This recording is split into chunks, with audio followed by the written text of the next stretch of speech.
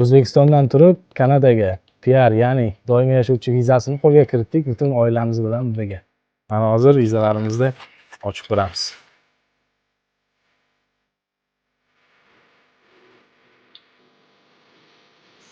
Sabiyanikiga.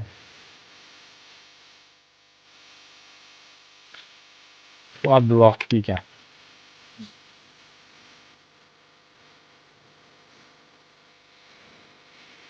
Bu ayolniki. Hayat bu o'zimizniki. Bu o'zimizniki.